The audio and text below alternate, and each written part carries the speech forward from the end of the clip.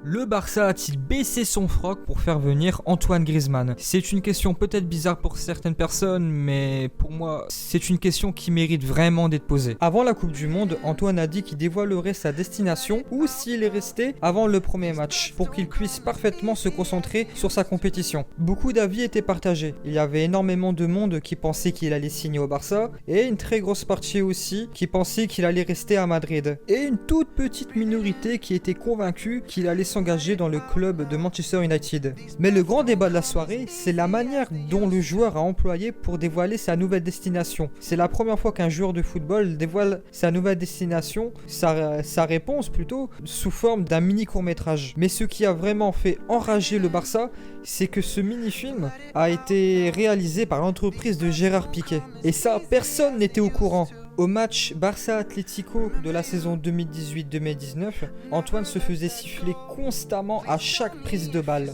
On pensait vraiment que le débat était clos, que le champion du monde devait se faire l'idée que le train était passé et que pour lui, il n'y avait plus aucune possibilité de venir.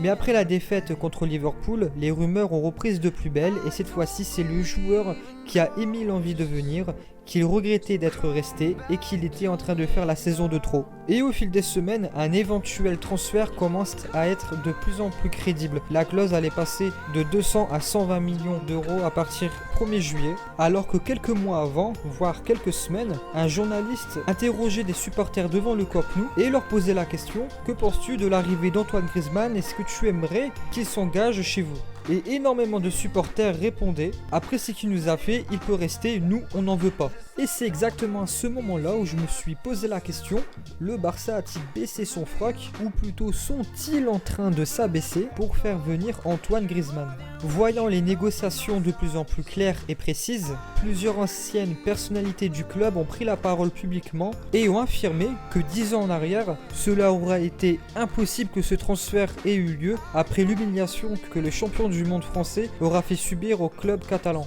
Perso, j'ai un peu peur qu'il se fasse siffler les premiers matchs, mais il est tellement puissant et talentueux qu'il ne devrait pas mettre longtemps à se mettre les supporters dans la poche. Du moins, j'espère. Mon équipe de rêve pour cette année serait un milieu central gauche Coutinho, milieu central droite Arthur pour l'animation de jeu. En numéro 6, De Jong, attaquant droit bien sûr Messi, à gauche Dembélé et alterner Griezmann et Suarez en pointe ou faux numéro 9. Donc pour ma petite conclusion, même si je n'ai pas aimé l'histoire de ce transfert, je suis plutôt satisfait.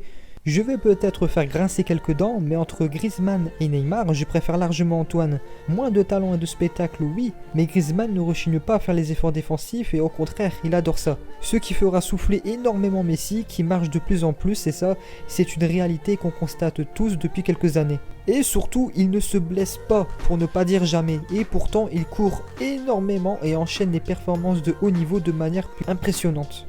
J'espère que cette première vidéo vous aura plu. Si c'est le cas, je t'invite à laisser un pouce bleu, commenter la vidéo, t'abonner à la page Facebook et à la chaîne YouTube. Et à bientôt, j'espère, pour un nouvel épisode.